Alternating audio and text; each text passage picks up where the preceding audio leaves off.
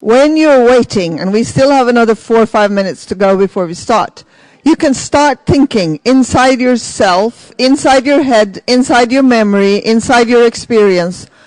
What is the most important reproductive rights experience that you have had in your own lives? Just think about it. Just think about your bodies, where you come from, where you live, what you've experienced, how it feels. Was it good? Was it bad? Was it okay? Does it need to change? So that we have our minds floating into the theme of the day and wait for things to get in order. I would like to tell you 2 words about who I am. I'm Johanne Sundby. I come from Norway. I'm an obstetrician gynecologist. That means I have delivered babies. I have performed abortions. I have done things that some people don't like. But as a part of my job, I also wrote the Norwegian government paper on women's health in Norway some 13 years ago. And I'm here to moderate. I'm not the original moderator. I was hooked up to moderate here just because I was around, I guess.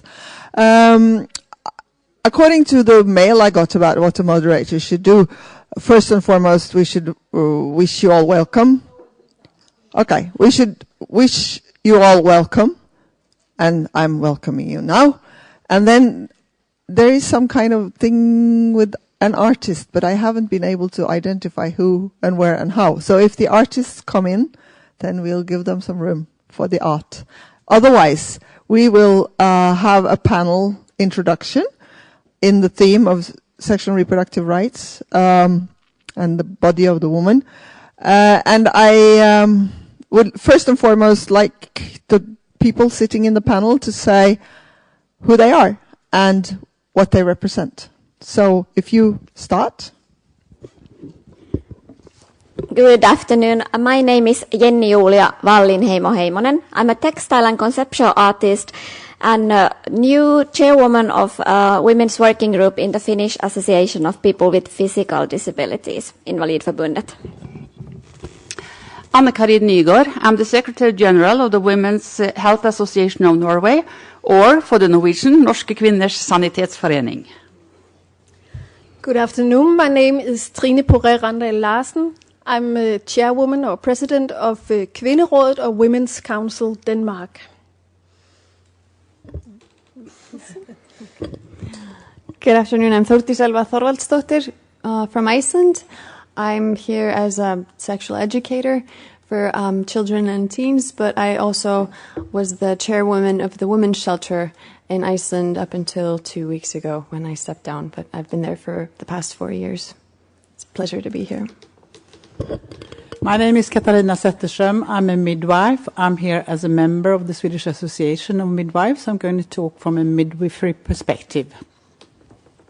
Thank you. And then there is a lady over there.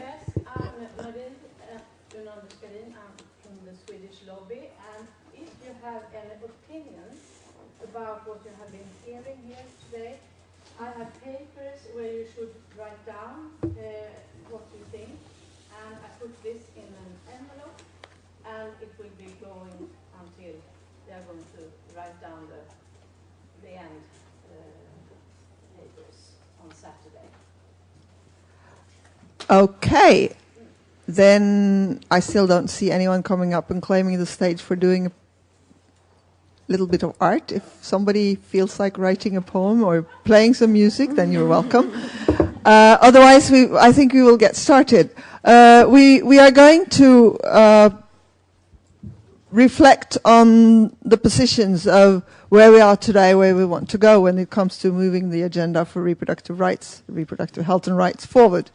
And I think we would like to hear the people in the panel give their introductions, around 5 minutes each. Then afterwards, I would like to, you in the audience, as by my first message to you, that think about a reproductive rights issue that has been important for you. Maybe we could take a very short brainstorm from the audience about, like, what are the important issues that you can remember or think of or have an opinion on, and then we can go on discussing and having it as a panel discussion, but also with inputs from the audience if that's needed. Okay, maybe we'll start with the midwife on the far end there. You have around 5 minutes. I'll just have to explain a little about this role, the scope of practice of the Swedish midwife, because it varies a lot from the other Nordic countries and I think from most part of the world. We cooperate, of course, with the gynecologists, obstetricians, but we do take care of the healthy woman's normal pregnancy, normal delivery, and normal postpartum period. We also take care of the healthy woman's contraceptive counseling. We insert the IUD, prescribe the pill, and so on. We also take testing for sexually transmitted infections and pap smear testing. We make ultrasounds, and we also now take care of healthy women who want an early medical abortions. So it varies from many other countries, I think, in the Nordic countries, because they mainly deal with the obstetric care. The goal for our Association of Midwifery is, of course, the UN Millennium Goal number 5, to reduce maternal mortality. That's the overall goal, I think, for most of us. Of course, that number is very, very low in Sweden as in the rest of the Nordic countries. But we do have problems in Sweden. We have a lack of midwives, and it started in 2012, really, when there was a rebellion of midwifery, because due to the shortage of midwifery, especially in the obstetric care, and we can't give women the care they really deserve. Giving birth, which a woman does once or twice in her lifetime, she needs to have a midwife by her side, and we are not able to give her that care at the moment. And that's a huge problem, and there has been a great discussion in the media about this lack of midwifery care. And also, we don't have any specialized units. We only have highly specialized units. We don't have any midwifery-led units like they have in Norway, for instance. So the obstetric care is very highly specialized and very expensive in Sweden. So we could take experience from Norway and change our system, which we haven't done. We want also to introduce the one-to-one care during active labor, that the woman should have a midwife by her side the whole time she's giving birth, and that is not possible at all in Sweden. Midwives usually have at least 2, 3, even 4 patients at the same time and runs between the room. And that's not what a woman deserves while giving birth. Other factors that we discuss a lot is the Swedish law of abortion, which we've had since 1975, which entitles women to have abortion on request up to the 18th week of pregnancy. I think that differs also from Denmark and Norway, where I think you have up to the 12th week. This law is very well accepted amongst the population in Sweden and also amongst the political establishment. But now things has changed. We have 2 new parties, one in the parliament and one who I don't think ever will get into the parliament, but they want to change the Swedish law of abortion. One party that wants to forbid abortion completely, and the other that wants to reduce the limits only up to the 12th week. And that worries us a lot. We don't have a conscious objection in Sweden. As a staff, I'm not allowed to say no. I have to deal with abortion care if that's part of my duty. It's only 5 countries in Europe that don't have conscious objection. I think in Norway and in Denmark you have. And we don't want that. We had arranged a day together with the gynecologist just in March that both the professional organizations said, no, we don't want conscious objection in Sweden. Abortion care is part of the sexual and reproductive health care. And you know that when you specialize and train to become an gynecologist or a midwife. And if you don't agree to that, to abortion care, you should choose another speciality. And we are very clear on that policy. But we do have problems in Sweden with high number of unwanted pregnancies. We have the highest number in the Nordic countries, and we have a low use of safe contraceptives in Sweden, and that's of course a problem. And how shall we meet that and deal with that and meet women discussing that? So that's one of our main issues right now. How can we reduce the number of unwanted pregnancies? Of course, we don't want to keep our abortion law, of course. We don't want conscious objection. So that's really the main issues for Sweden. Okay, so what I hear from what you're saying is that you advocate for continued comprehensive care for the woman giving birth. Yes. As a thing that we need to work to get better. To keep the abortion law as it is, or even improve it to give more access for women. And to help women avoid unwanted pregnancies. Okay. Next one.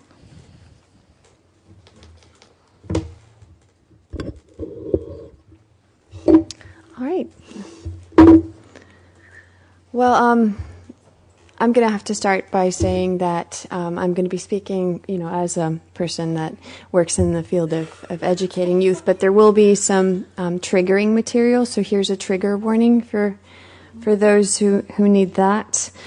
But I'd like to start by saying that the key to making informed choices would be the information on which we base our knowledge. And to put it simply, your rights are useless to you if you don't know about them. And likewise, even the most open-minded and progressive authorities, they can't further your rights if they don't know where they fall short. And I've spent the last few years writing and creating educational material about sexual rights. And these endeavors have led me to visit, for example, South Africa's Cape Town, which is ironically dubbed Rape Town because of staggering levels of sexual violence. And I've met with people who've dedicated their lives to assisting adults and children recover from rape, which is sometimes carried out by multiple perpetrators. As young as 3 weeks old, some of these victims. But some of these perpetrators believe sincerely that raping a virgin will cure them of HIV. And the reason why I even bring this up is because this toxic myth is such a powerful testament to the importance of receiving the right information. In Iceland, our toxic myths about sex stem largely from the consumption of porn. And Icelandic youth and young adults consume record amounts of porn. It's partly due to the nation's good internet access, which ironically also ensures access to information, but some information is plainly misinformation.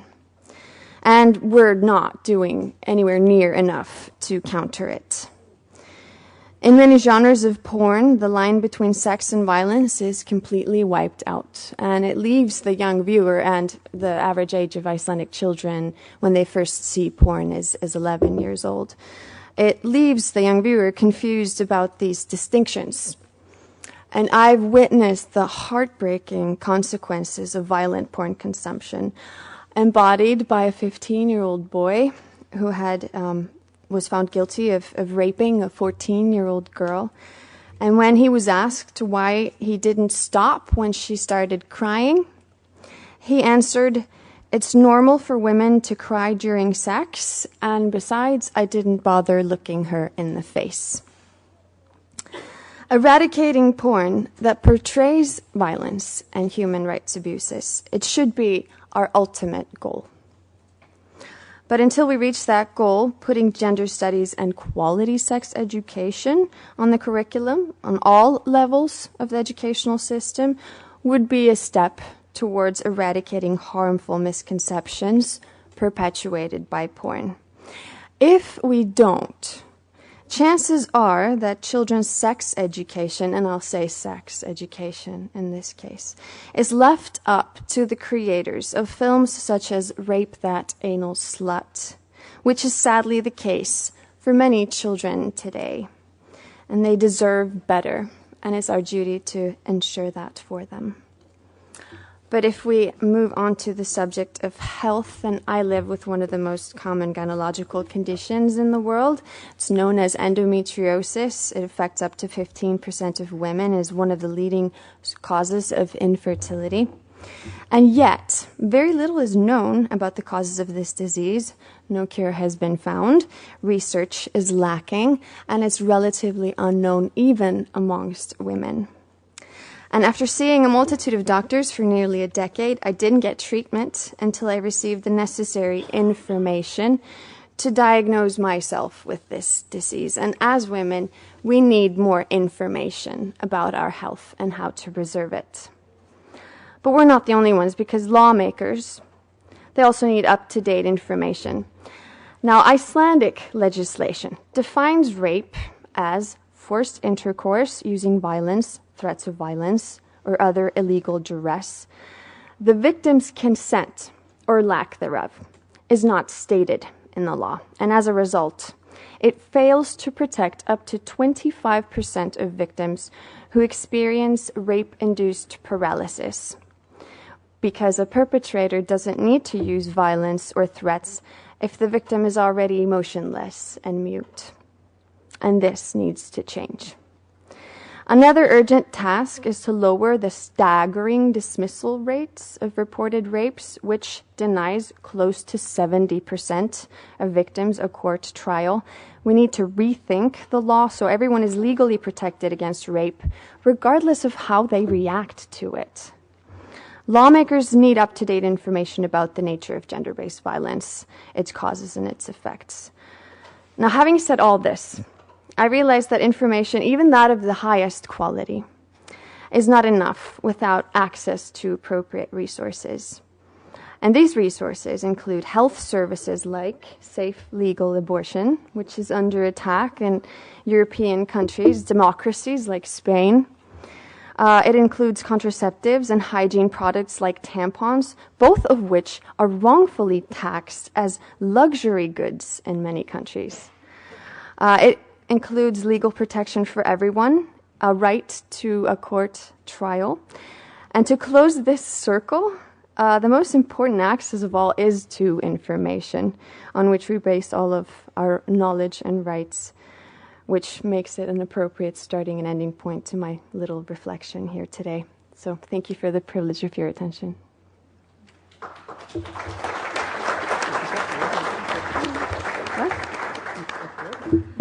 Thank you. You're talking about the rights of young people to appropriate and useful and accurate information about sexuality and how to protect themselves. You are drawing attention to known diseases or diseases that are less visible to the consumer and the user, and more research on basic principles of women's disease, reproductive diseases. And you're also talking about the legal system surrounding violation of reproductive rights, especially around rape. And I think those are three interesting topics. Thank you for bringing them forward. And we will go on to the next panelist. Good afternoon. My reflection is around the female body as a kind of battlefield. It's a battlefield of violence, of rape, of sexism. It's lacking space or a place in science. The male body dominates the research fields in many medical fields. It's also under a huge media influence, and that media influence affects self-esteem, self-perspective, self-confidence, can create eating disorders. And also the body, the female body, is the object of sexual and reproductive rights. I'm going to talk a lot about abortion, the right to decide over your own body. And the way I see it, the right to abortion is an expression of all the conservative and some religious pressure on these rights and the female body as such, and the body as an object. On the Nordic level, we often have the notion that we are in front when it comes to equality and women's rights. And we should keep that place.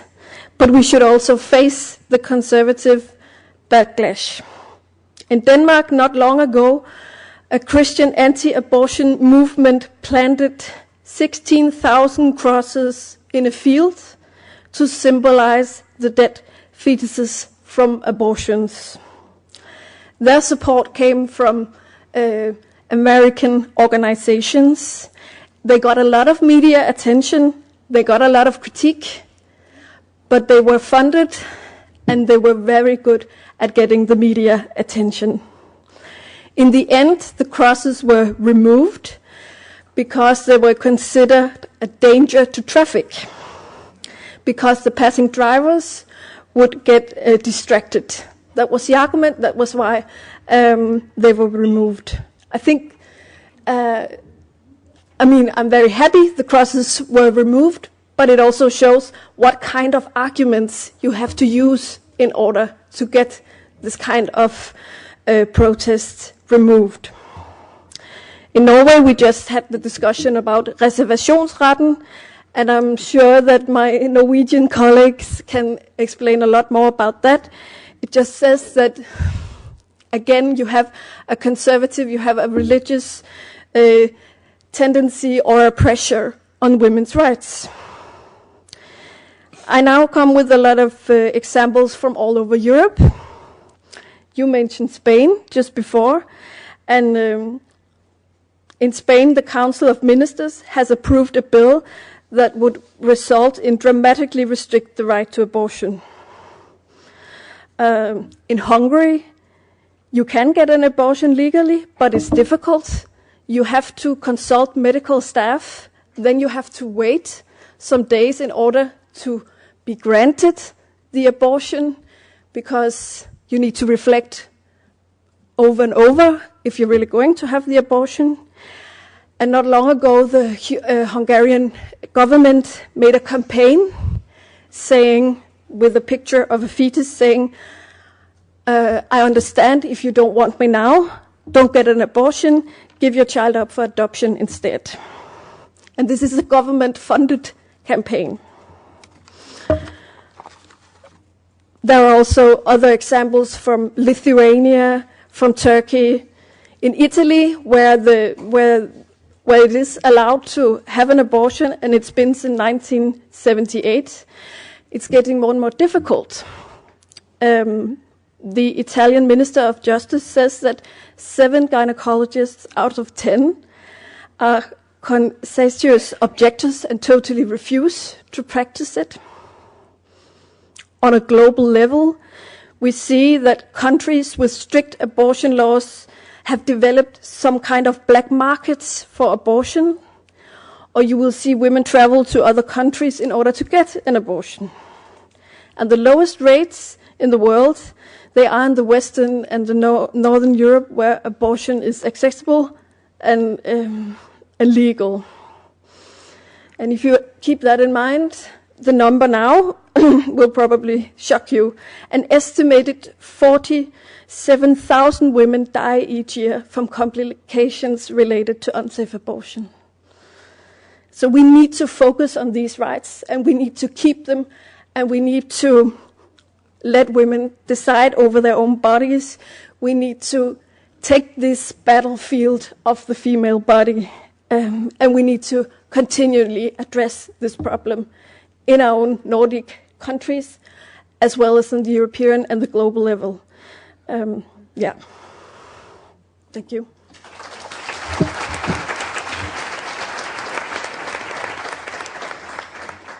So you focused on the right to own your own body and the right to make your own decisions about what happens in your body, and the sovereign right of the woman to take that decision. As an information to you, and I told you I have performed abortions as a gynecologist, I wrote an article last month which is entitled, "May I Talk to Today's Murderer?" That was the request from some of the anti-abortion advocates in Norway some years ago, many years ago, when I was still a young gynecologist. They came to the gynae units and wanted to talk to the doctor that performed the abortions on that day.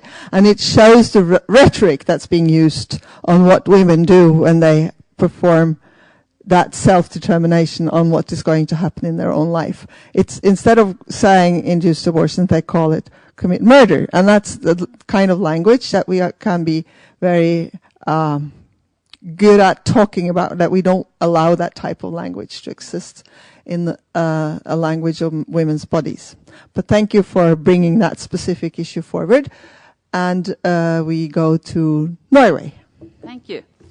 First of all, thank you for asking me to participate in this very important panel here in the Nordisk Forum. The participation here in the panel, we have different background, we have different position in the society, and we are from different countries. And I guess that's why we are here in Nordisk Forum, because we are going to work together, cross countries and cross positions. And I am from Norway, and I work in the Norwegian Women's Health Association. That is an NGO, Norske Kvinnors Sanitetsforening. We are the largest women's association in Norway, and we are one of the largest NGOs in Norway. And we were established in 1896. And we are today around 50,000 members, also men. And we have around 700 local units. We are mainly working on women's life condition and women's health throughout the circle of life. We are mainly working in Norway, but I will mention here that we, together with women in Ethiopia, we have established Women's Health Association of Ethiopia, or Etiopiske Kvinnors Sanitetsforening. It's a national independent NGO in Ethiopia. Our basic value is that we are here to serve others. We want to put the light on areas in the society where it's dark. And therefore we also need, as an NGO, to ask us, who need us most today when it comes to Norway? I'm talking about Norway today. And the answer we have given to ourselves is that the women in Norway that need us most is women that lives with violence and the consequences for the children. We are also saying that it is women and girls that lives in the immigrant milieu or with an immigrant background. And we also has, as Furdis here, focus on young girls. We are an NGO.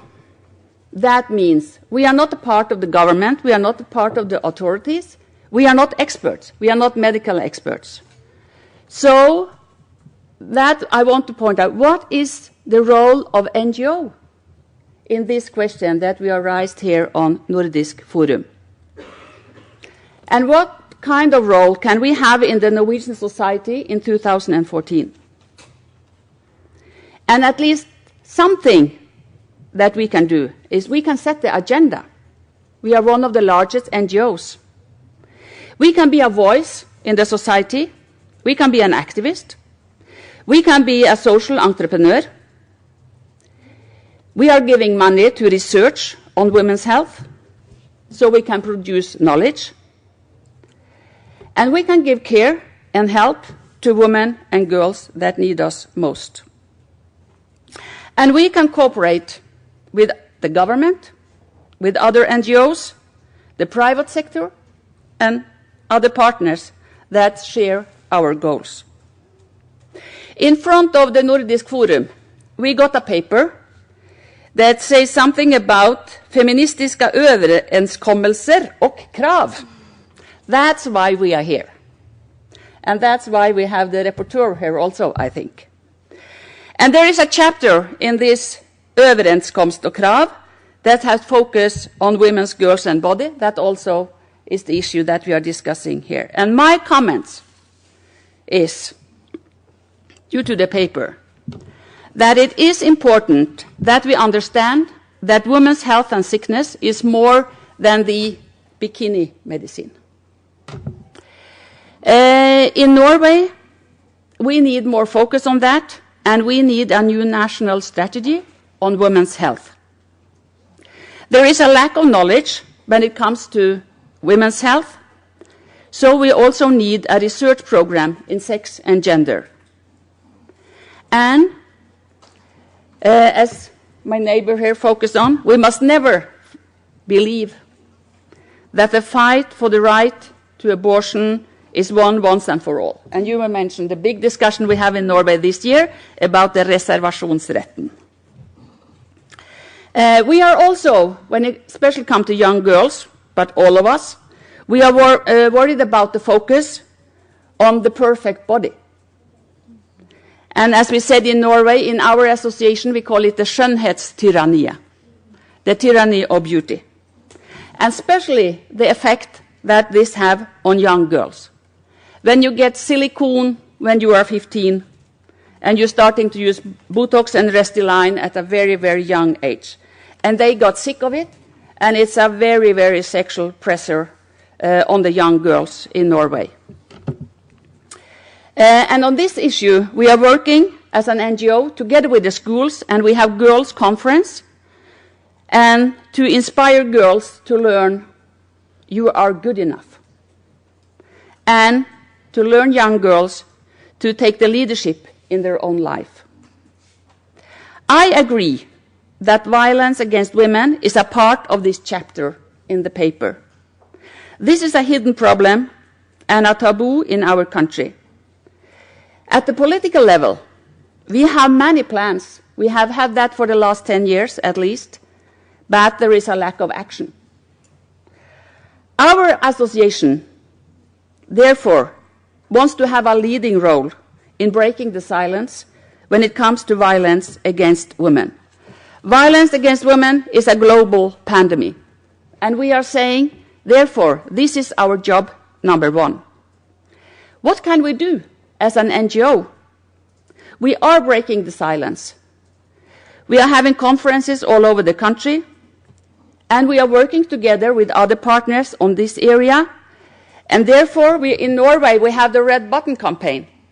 Stop violence against women. And red, you know, it's stop, but red is also love.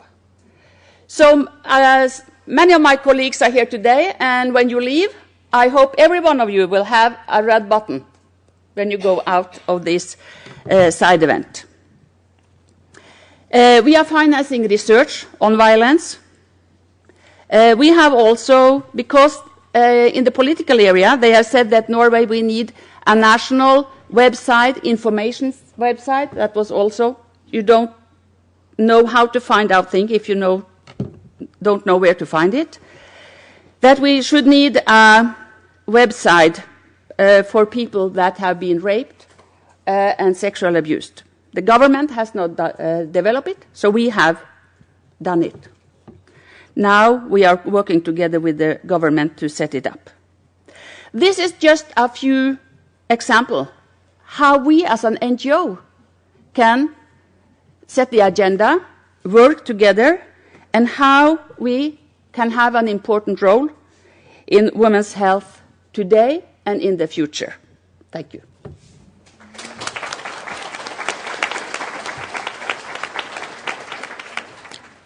Thank you. You're emphasizing that people who belong to an organization that's outside the government, outside the major institutions, that consist of people who belong to the communities and the field, can set agendas, advocate for things that are maybe more controversial or not done by the people who run the country, and also that you have focused on some specific alarming trends in society like violence against women and the role of young people and their need for information. And you also demonstrate that it's possible to mobilize through campaigns. Okay, that leaves us with one more speaker in the panel before we start mobilizing you in the audience. Thank you. My artist statement is to provide opportunities to the life experiences of women with disabilities to be heard in an emotional, critical, and personal way, which is not possible through the official advocacy. The sexual revolution of women with disabilities haven't even started. Instead of sexualization, we are still mostly treated as genderless. Especially women who live in institutions have a lot of obstacles for their full sexual rights. In healthcare, attention is often given to the disability-related problems. Other medical conditions are believed to be related to it, sometimes diagnosed a bit later, or even seen as mental health issues such as depression caused by the disability. In practical level, women with disabilities find it, for example, difficult to participate in the national breast and cervix screenings due to inaccessibility of arrangements or information.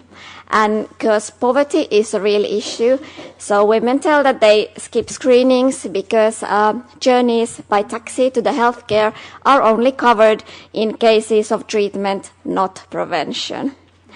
And disability doesn't protect women from violence and abuse. The truth is vice versa. We face violence 2 to 4 times more likely than other women.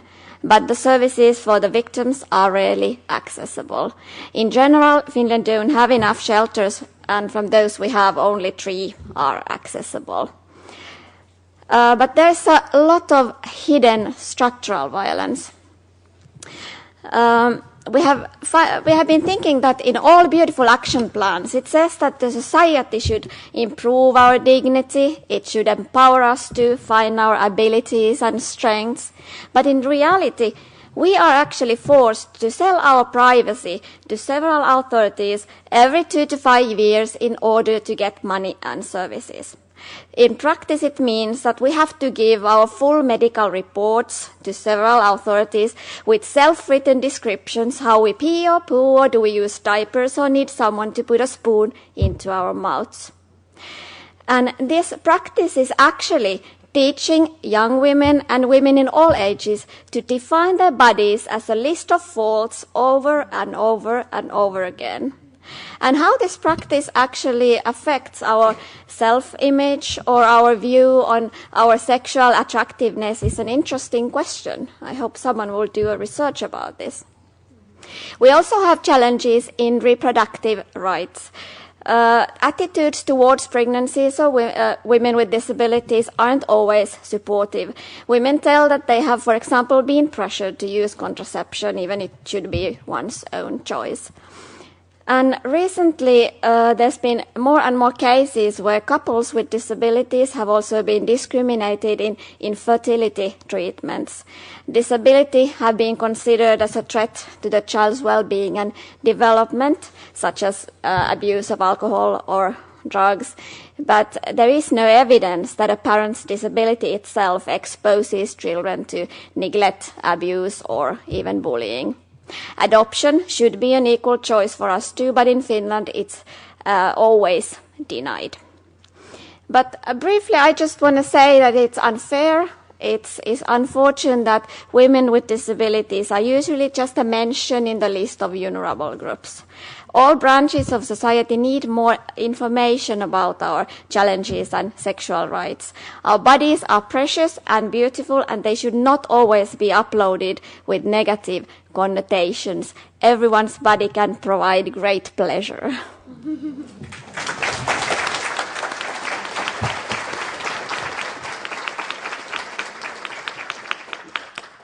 Thank you so much. You remind us that we are diverse. We are not all the same. We have different needs, different perspectives, are discriminated against in different ways, and that it is important to look at specific issues for specific groups of people, including the one that you represent, and that we need to have a nuanced and tolerant view on diversity in itself. That being said, I thank the panelists so far. They're the ones that are going to bring this discussion forward. And of course, they have also been given some text to reflect on. But before we go into the panel discussion as such, I would like to hear some voices from the audience. I think we would like to start with the young people. There are some Nice young people sitting on the front row, Harry. What is your reflection on the most important or prominent or interesting reproductive rights, sexual rights that you can think of in your part of the life that you're in? Does anyone want to say something? And old people, don't worry, you'll get to talk later. You want to have the microphone? You can run. Yes. Hello. Me and my friends here come from a tjejjour, which means that we help young girls. We have chats on the computer with young girls to support them, and they can come and talk to us about everything they want. And we often face problems with sexual violence, like rape or stuff like that. So I think it's very important that you said about more information, and often what we face is that they don't understand that what they have gone through is a rape, because the public view of what a rape is like being attacked in a dark park of some man they don't know. But in reality, most rapes are by a person they know inside, and they also think that they weren't raped because they didn't kick and scream and yell. So it's I think information about many like sexual health and rape and consent in the law, and the law needs to be more, they need to be developing, because right now it's just not enough. And so I think it's really important what you're all doing and bringing up. Thank you. Is there someone else from the young segment in the room that wants to add on to that? There are two girls here beside me. Let's hear you, and then we can continue with some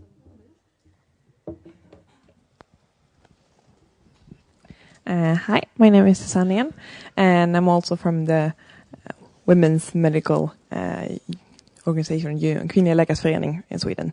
But I consider myself as young still.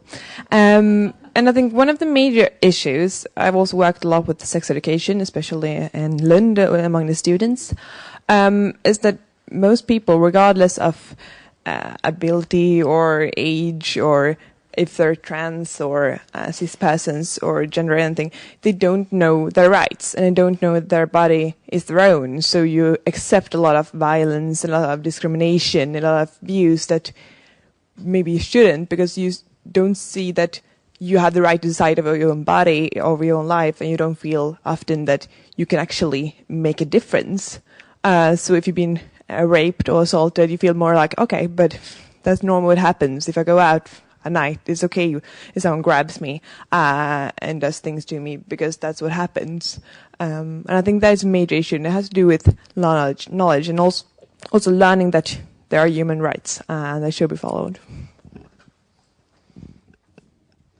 Hi, thanks so much for the panelists for all those great remarks that you made. My name is Emma Salaranta. I'm with a group here called Girls Globe. And I'm a native of Finland, but I live in the US right now, and I'm currently pregnant with my first baby. And I think one thing that on a personal level I would really want us to see happen, or not happen actually, in Europe and in the Nordic countries, is that one thing that I've noticed in the US is that pregnancy is hugely over-medicalized. Like, it's the medical industry has entirely taken it over. And for somebody who has come from a country like Finland, where also healthy pregnancies, like in Sweden, are treated mainly by midwives, and it's a very, in many ways, very kind of a natural process, and it's easy to keep it that way. In the US, you actually have to fight for that. You have to fight to keep your pregnancy as natural as possible. And I'm young, and I'm healthy, and I'm very low risk, and still I find that I need to do a huge amount of work to, first of all, find out what procedures I actually need, and what tests I need, and what is just fear-mongering and what is just money talking. And of course, we have a different system here because it's public. But it is changing, at least in Finland. The private sector is becoming bigger, which isn't necessarily just a bad thing, but with it, I think there is that risk that sexual and reproductive health, it's becoming a business as well, and pregnancy is becoming a business. And I think in our parts of the world, while we also absolutely want to promote access to information and all these services, and that's absolutely essential, there's the other side of the coin, which is happening in the US or has happened probably a long time ago. So I think that's another thing in our part of the world that I'm really hoping that will kind of avoid and not go that direction. There's two more young people that want to say. Yes, of course. There's one there and one there. And those are the two last ones in that. And then we'll move on to someone else. Thank you, and thank you for being a youth representative. My name is Kristina Ljunggros, and I'm the president of RFSU. I'm also a member of IPPF, of the board of IPPF for Europe. IPPF is the International Planned Parenthood Federation, which is our international umbrella organization. I just have some few comments. Thank you very much for this seminar. And I also see the resistance that you are talking about in Europe, but still I think that we have to face it in the right way. We can see, I wouldn't say that it's growing. I would just like to say that it's becoming more and more strategic, and we need to meet that resistance in the right way. We shouldn't talk about it as if it's increasing all the time, because I don't agree with that. And still, we also have to see the light in the darkness. You talked about Italy, for example, and actually IPPF won a case towards Italy. So now Italy has to make sure that everyone has the right to an abortion, no matter where in Italy you live. And that's actually a major victory for us. Also to remember that one of us didn't go through in the European Parliament. We also have to be very happy about that. And also Norway actually withdrew that suggestion. And that was just because people were actually going out in the streets telling that women have the right to abortion. So, I mean, it's really possible to make a change. And we have to remember that. And that's why we are here. And just my last comment is that when we are talking about, and also when we are talking about Sweden, I think that we should talk very silent about Kristna Värdepartiet, because it's a very, very small group, and we shouldn't give them more space than they actually already have. Yeah, okay. Sorry, I did. Anyway, my last comment is that when we are talking about sexual and reproductive health and rights, don't remember the last R. We also need to talk about LGBT persons, and also remember to include that perspective into everything that we are doing. And that still we have so many good forces that we need to support. Thank you. Thank you.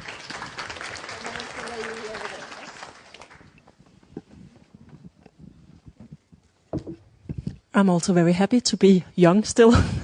I just want to pick up on your comment about what's going on in the bird field in the US. I would say that the problem in the bird field is right here in Scandinavia right now. Denmark has increased its cesarean rates, so it's now 24%. The every fourth pregnancy in Denmark is induced, where the bird is induced, which gives a much more painful labor, and there is a high raise in epidurals and so on. Birth is no longer in Scandinavia a very natural process.